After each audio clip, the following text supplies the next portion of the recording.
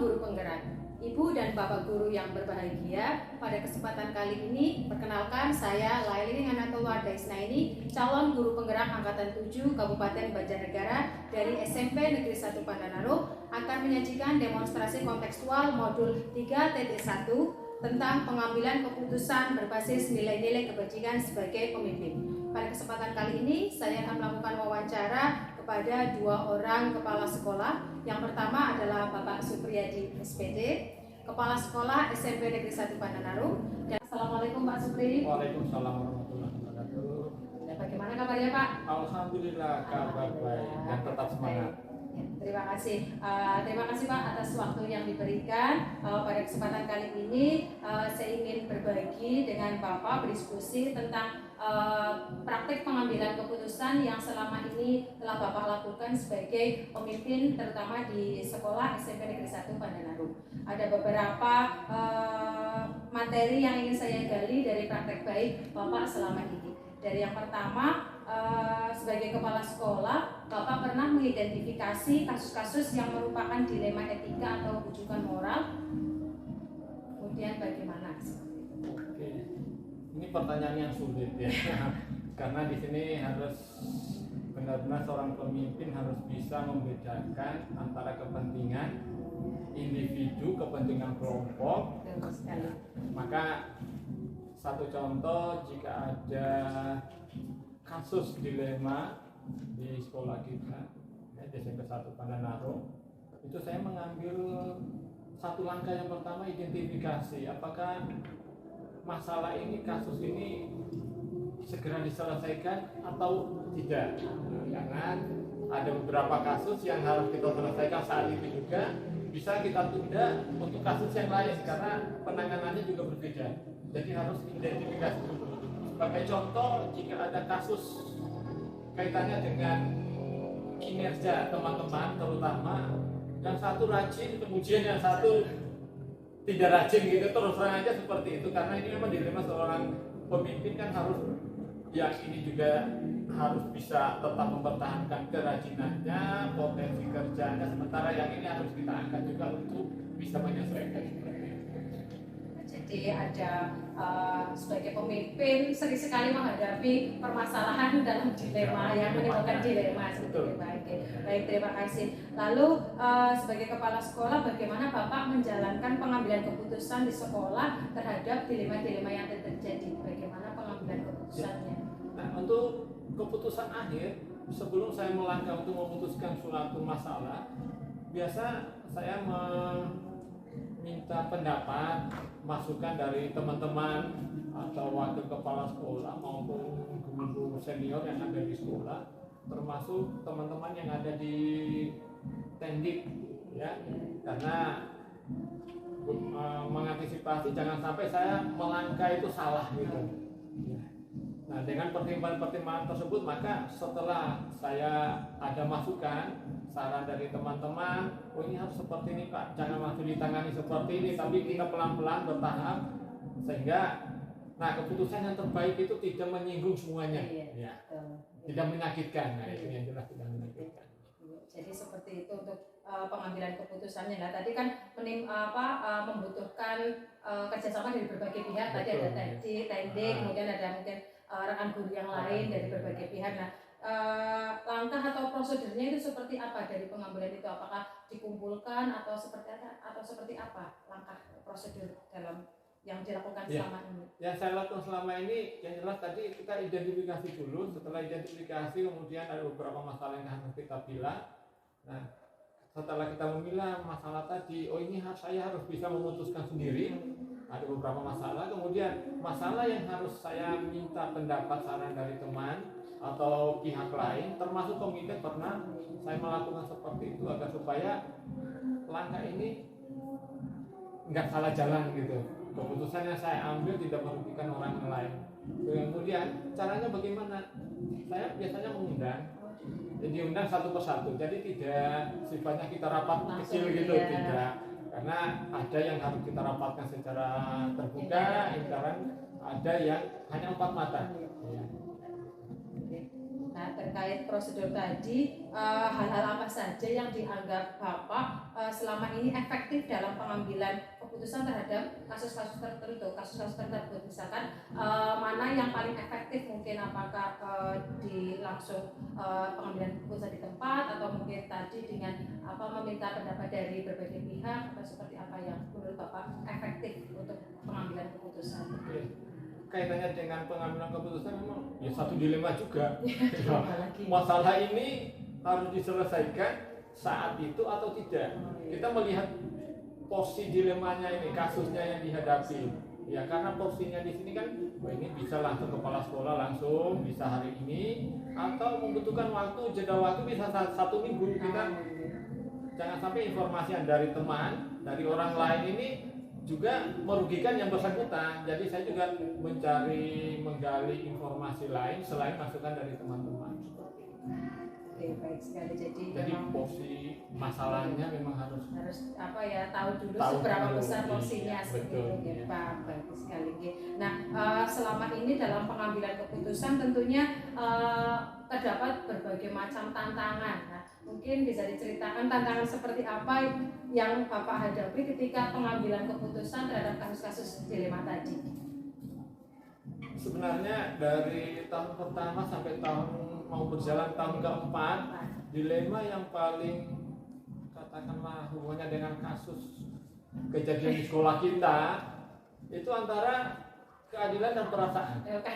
Tapi keadilan lawan perasaan. Lawannya perasaan sih. Belas kasihan sampai di situ lah ya, karena perasaan itu kita arahnya ke kasihan. Iya.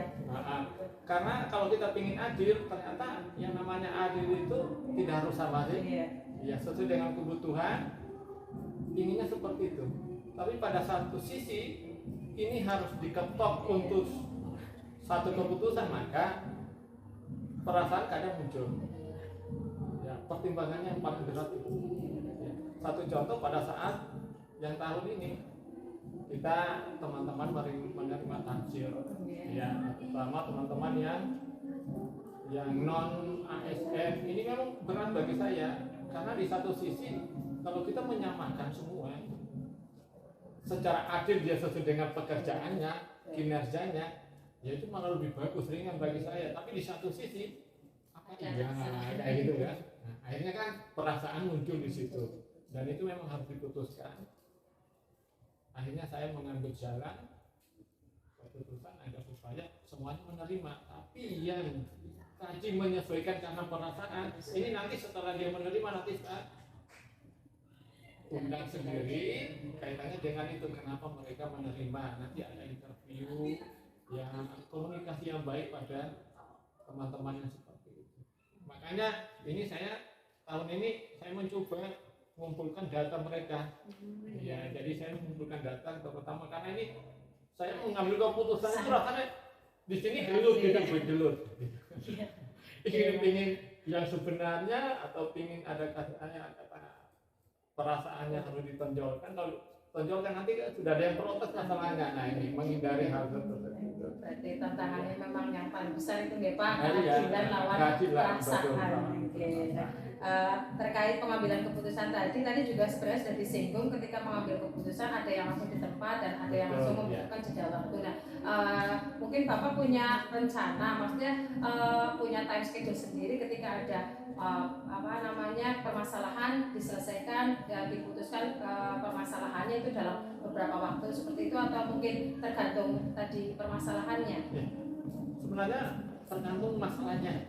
Karena masalah, sekali lagi, kalau kita hubungannya dengan kepemimpinan, yang paling berat itu adalah memutuskan. Ya, yang paling berat itu. Ya, karena kalau kita sudah memutuskan, apalagi katanya dengan mengesahkan, di sana bunyinya tanggung jawab sepenuhnya adalah seorang pemimpin, bagi pemimpin, maka yang paling berat itu ditandatangan, melanggar hati nurani, tidak ditandatangan, merugikan. Nah, ini kan seperti itu. Tapi dalam hal ini selama berjalan 4 tahun di SMP 1 Pandanarum, kaitannya dengan kepentingan teman-teman itu sangat saya utamakan. Iya. Jadi saya tidak ingin merugikan teman-teman dalam bentuk apapun, apalagi kaitannya dengan peningkatan keadilan. bagus sekali, sangat jelas praktek baik pengambilan keputusannya selama ini. Dan dari yang sudah disampaikan tadi, mungkin ketika pengambilan keputusan tentunya ada dukungan dari berbagai pihak, ada faktor-faktor tertentu yang mungkin mempermudah atau malah justru mempersulit. Nah, selama ini yang Bapak rasakan faktor apa yang mempermudah dan juga mempersulit pengambilan keputusan yang Bapak lakukan? Yang jelas seorang pemimpin kalau itu dia laki-laki pasti di belakangnya ada seorang wanita yang tangguh kan, seperti itu kan. Nah, maka kalau saya terus terang aja dalam hal keputusan, ada beberapa keputusan yang memang saya sharing dengan ibu. Iya. Apakah saya setelah saya dengan teman-teman seperti ini keputusannya ini, apakah ini? Tapi di sini masih ganjal sih. Kalau masih ganjal saya biasanya menanyakan sama ibu sih. Nah, apakah langkah ini sudah pas apa belum? Biasanya ada masukan, oh iya, nggak apa-apa, silakan. Yang penting hati-hati dalam mengambil keputusan. Berarti apa ya, sangat membutuhkan sosok ibu dari belakang. Nah, ya dari belakang ya. Nah, dari apa yang sudah diceritakan tadi, praktik baik pengambilan keputusan yang Bapak lakukan, pembelajaran apa yang dapat Bapak ambil dari praktek pengambilan keputusan yang selama ini dilakukan? Mungkin yang Bapak rasakan kira-kira sudah berhasil atau mungkin masih ada yang harus diperbaiki atau ditingkatkan, seperti itu, Pak? Ya, sebenarnya pengalaman itu adalah batu loncatan kita untuk memperbaiki ke depannya. Nah, satu sisi karena tadi kalau kita mengenangani satu masalah dengan melihat akar permasalahannya dengan cara kita mengidentifikasi sehingga keputusan yang kita berikan juga pas. Yang satu sisi gini, saya mencoba 1 tahun terakhir saya mencoba gini, ada satu teknik di mana kita menangani masalah tanpa masalah kan, itu seperti pegadaian kan. Nah iya, itu pernah saya lakukan. Kemudian ada satu teknik juga seperti ini, kita menyelesaikan masalah dengan masalah orang lain. Itu bisa. Nah, jadi misalkan contoh jenengan ada masalah, kemudian masalah itu berhubungan dengan saya ke kepala sekolah gitu kan. Nah, masalah jenengan itu saya balik untuk menyelesaikan masalah jenengan sendiri gitu. Seperti itu bisa. Jadi kita melihat dari masalahnya. Kalau masalahnya itu misalkan yang sedang-sedang saja, itu bisa secepat, ya lebih cepat lebih bagus. Karena kalau masalah juga ditunda-tunda, ya sama saja. Nanti numpuk sih. Apalagi masalahnya besar, kemudian kita tunda-tunda, nanti akhirnya kan jadi masalah lebih besar lagi. Dan itu membutuhkan energi yang lebih besar untuk menyelesaikan. Jadi dari praktek yang sudah Bapak lakukan selama ini, banyak cara untuk menyelesaikan masalah, iya. Seperti itu. Kan ada masalah diselesaikan dengan masalah. Iya. Ada masalah diselesaikan dengan masalah. Contoh, pada saat kita di rumah kejadian misalkan kompor gasnya bocor, ya, itu kita tidak bisa menyelesaikan langsung gitu kan, tapi selesai dengan masalah juga. Nah gitu. Bagaimana cara mematikannya, apa kita berani apa tidak kayak gitu kan. Nah itu satu contoh seperti itu. Jadi tidak harus masalah itu diselesaikan dengan jawaban katakanlah jalan yang pas, tapi ada kalanya masalah yang mereka hadapi kita balik untuk menyelesaikan masalahnya sendiri tanpa dia sadari, seperti itu. Oke, baik sekali Pak, praktek baiknya semoga dari hasil berbagi praktek pengambilan keputusan itu bisa menambah wawasan bagi saya untuk kedepannya juga bisa mempraktekkan pengambilan keputusan yang sama, walaupun mungkin dalam tataran yang berbeda, mungkin dengan ketika masalah dengan sama guru atau mungkin dengan siswa. Begitu Pak, terima kasih untuk sesi diskusinya terkait praktek baik pengambilan keputusan berdasarkan nilai-nilai kebajikan sebagai pemimpin. Sekali lagi saya ucapkan terima kasih. Begitu saja yang bisa saya inginkan untuk diskusi kita hari ini. Saya akhiri untuk bisa didiskusikan pertemuan yang berikutnya. Sekali lagi terima kasih Pak. Terima kasih, sama-sama sukses selalu. Amin, terima kasih. Assalamualaikum Pak. Waalaikumsalam warahmatullahi wabarakatuh. Terima kasih.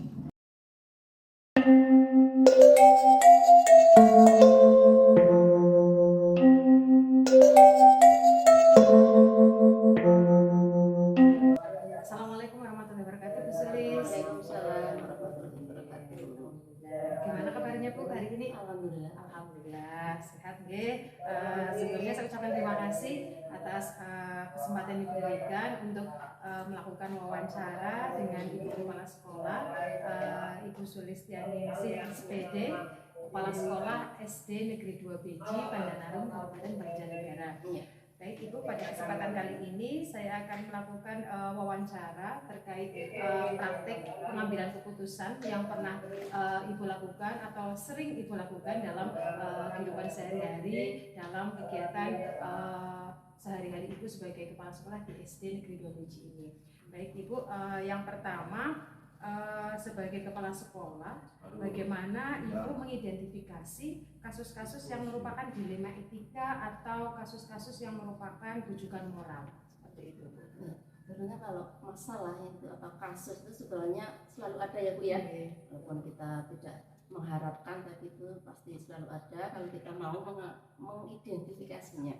Nah, cara mengidentifikasinya itu kami menganalisis nilai-nilai kebenaran dalam kasus tersebut. Misalnya ada kasus masalah kekeluargaan, cinta kasih, kesetiaan, dan sebagainya. Nah, ini saya golongkan termasuk masalah dilema etika. Kemudian kalau masalah pelanggaran pada regulasi ataupun disiplinan itu saya golongkan ke dalam masalah rujukan moral. Baik, terima kasih Bu. Berarti mengidentifikasi nilai-nilai yang terkandung dari setiap kasus-kasus yang terjadi begitu? Iya, betul. Oke, baik. Lalu sebagai kepala sekolah, bagaimana Ibu menjalankan tugas dan kewajiban untuk melakukan pengambilan keputusan terkait dilema etika yang sering terjadi ataupun pernah terjadi dalam sekolah yang Ibu pimpin? Pertama-tama kami mendalami permasalahannya dulu Bu, kemudian kami menentukan siapa saja yang terlibat dalam masalah itu.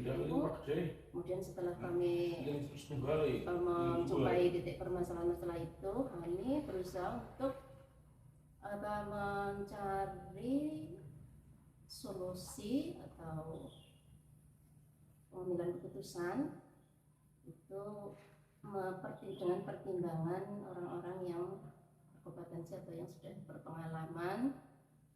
Kemudian setelah itu kami dekati yang punya masalah, kemudian kita kumpulkan kira-kira beberapa alternatif solusi pemecahan masalah, kemudian kita uji kebenaran tersebut ya, dengan uji regulasi, uji legalitas misalnya. Kemudian kita ambil keputusan, kemudian kita nilai keputusan itu apakah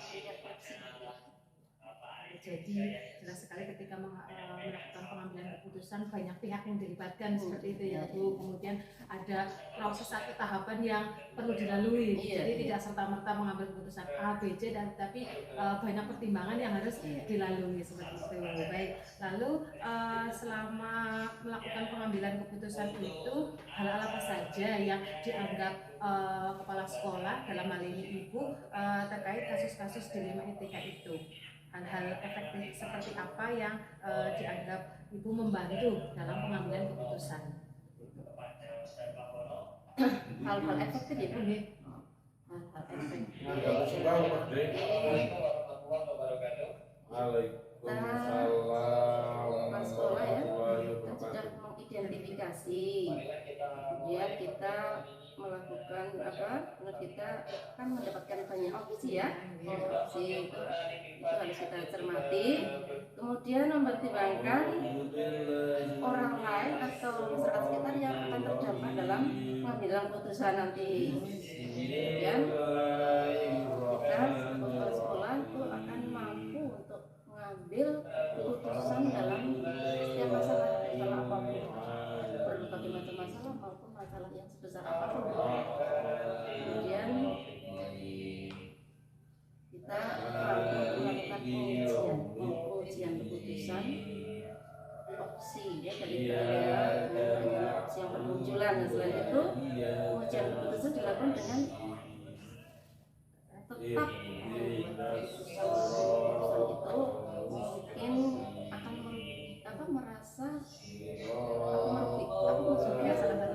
memuaskan tidak kalau memuaskan. ada yang merasa tidak puas atau merasa tidak Berarti selain tadi meminta apa namanya petunjuk atau saran dari berbagai pihak, juga opsi atau saran yang diberikan dari orang-orang tersebut dijadikan sebagai bahan pertimbangan seperti itu, bahan pedoman untuk pengambilan keputusan. Jadi memang keputusan yang diambil itu tidak serta merta, tapi membutuhkan berbagai sudut pandang seperti itu ya Bu.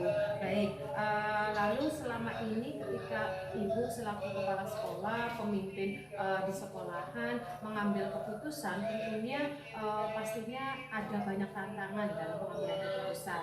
Selama ini mungkin pengalaman Ibu, tantangan seperti apa yang membuat Ibu menjadi lebih bersemangat mungkin, atau kadang mungkin lebih justru sebaliknya ketika melakukan pengambilan keputusan? dalam pengambilan itu harus tegas itu ya. Tentu saja hasil keputusan itu tidak bisa mengakomodir semua pihak. Ada pihak yang merasa diuntungkan, ada pihak-pihak yang merasa tidak puas dengan keputusan. Tapi kita selaku pemimpin ya harus tegas melaksanakan hasil keputusan yang kita sepakati. Berarti tantangannya adalah keputusan yang diambil itu tidak memuaskan semua pihak, pasti ada salah satu pihak, tapi yang namanya keputusan harus tetap diambil seperti itu ya Bu. Dan memang sebagai kepala sekolah memang harus tegas nih Bu. Iya. Betul sekali. Lalu terkait penyelesaian kasus baik dilema etika maupun rujukan moral yang pernah Ibu lakukan ketika mengambil keputusan, apakah langsung keputusan itu diambil pada saat itu atau bagaimana? Biasanya kan banyak kasus ya Bu, nanti kasus itu yang dikumpulkan lebih dahulu. Kalau memang bisa diselesaikan pada waktu itu juga ya akan diselesaikan, misalnya teguran atau apapun. Tapi kalau memang keputusan kasus itu memang besar atau ya apa istilahnya, kami mengumpulkan dulu, kemudian kami minta pertimbangan dari teman-teman atau orang yang lebih berkompetensi. Kemudian nanti kalau ada waktu dan kesempatan baru kami melaksanakan tindakan pengambilan keputusan. Jadi tergantung keputusannya, tergantung kasusnya ya Bu. Ada yang bisa langsung diselesaikan saat itu juga, ada yang membutuhkan waktu dan proses seperti itu. Ada penjatuhan khusus ya. Jadi tidak ada penjatuhan khusus gitu. Itu namanya kasus juga, kasusnya tidak mesti yang kita harapkan. Kan kadang tidak cover Bu. Iya betul. Dan banyak pihak kan kasusnya bermunculan nggak bisa ya. Jadi kita kumpulkan dulu, nanti kan kalau ada rapat dengan teman-teman dulu kita bicarakan. Penjadwalan tidak terjebak khusus untuk menyelesaikan kasus seperti itu ya Bu. Baik, terima kasih. Lalu berikutnya ketika pengambilan keputusan pastinya ada hal-hal yang mempermudah. Nah, menurut Ibu selama ini hal seperti apa yang mempermudah Ibu dalam melakukan pengambilan keputusan? Dengan pada lebih berpengalaman, misalnya kepala sekolah yang dulu yang lebih senior gitu, yang itu memberikan kemudahan pada kemudian teman-teman guru di sini alhamdulillah itu kompak terbuka dan tidak egois, jadi bisa untuk bersinergi dan mau berkolaborasi. Jadi masalah apapun bisa dapat atasi. Jadi dukungan dari berbagai pihak selama ini terhadap Ibu sangat besar ya Bu. Lingkungan kerja yang sangat bagus, jadi ketika terjadi permasalahan bisa diselesaikan dengan sebaik-baiknya. Mantap sekali, bisa dijadikan contoh untuk kekompakannya di sekolah Ibu yang ini. Lalu berikutnya Ibu, dari semua hal yang telah disampaikan tadi terkait pengambilan keputusan, kemudian prosedur yang dilakukan, langkah-langkah yang dilakukan sebagai kepala sekolah, apa yang bisa Ibu petik selama ini dari pengambilan keputusan yang Ibu ambil? Hikmah apa atau mungkin pembelajaran seperti apa yang bisa ditularkan kepada kami yang masih belajar, atau pesan seperti apa yang bisa Ibu tularkan? Karena pengambilan keputusan melibatkan banyak orang, jadi kami belajar memecahkan masalah dari prinsip pengambilan keputusan itu. Kita selalu mengedepankan disiplin 19 sehingga kami terbiasa mengambil keputusan dengan maksimal, keputusan dan langkah-langkah yang prosedural. Kemudian kami dapat melatih sikap egois terbuka, kerjasama dengan teman-teman juga yang dapat karena dari kebiasaan kami mengambil keputusan bersama jadi bisa diambil hikmah atau diambil pembelajaran bahwa ketika mengambil keputusan kita tidak serta-merta menggunakan pendapat sendiri tapi memerlukan pertimbangan dari berbagai pihak seperti itu. Bisa diterapkan dan butuh keterampilan, kemudian butuh kebiasaan untuk bisa melakukan pengambilan keputusan yang bisa dikatakan bijak seperti itu, meskipun tidak tidak bisa memuaskan semua pihak seperti itu, tapi intinya di situ harus ada ketegasan sebagai kepala sekolah seperti itu, Ibu. Ya, baik Ibu, mungkin itu pertanyaan wawancara yang saya ajukan kepada Ibu pada kesempatan kali ini. Sebelumnya saya ucapkan terima kasih sekali atas kesempatannya berbagi pengalaman, berbagi praktek yang sudah Ibu lakukan sebagai kepala sekolah di SDN Beijing ini. Semoga dari hasil wawancara ini bisa menambahkan pengetahuan bagi saya yang masih belajar dan bisa dijadikan sebagai referensi juga bagi teman-teman yang lain dalam melakukan pengambilan keputusan. Baik Ibu, terima kasih sekali atas waktunya. Semoga pertemuan hari ini bermanfaat. Seperti itu ya Bu. Kalau tidak ada berikut yang lain, insya Allah cukup begitu aja ya Bu. Sekali lagi terima kasih waktunya. Semoga bisa ketemu di lain kesempatan. Seperti itu ya Bu. Baik, saya akhiri. Wassalamualaikum warahmatullahi wabarakatuh. Waalaikumsalam warahmatullahi wabarakatuh. Terima kasih Bu. Baik Ibu dan Bapak Guru yang berbahagia dan calon guru penggerak di seluruh Indonesia, demikian tadi demonstrasi kontekstual modul 3.1 pengambilan keputusan berbasis nilai-nilai kebajikan seorang pemimpin. Semoga bermanfaat. Saya Laili Keluarga Isnaini, calon guru penggerak angkatan 7 Kabupaten Banjarnegara SMP Negeri 1 Pandanarung, ucapkan terima kasih atas perhatiannya. Wassalamualaikum warahmatullahi wabarakatuh.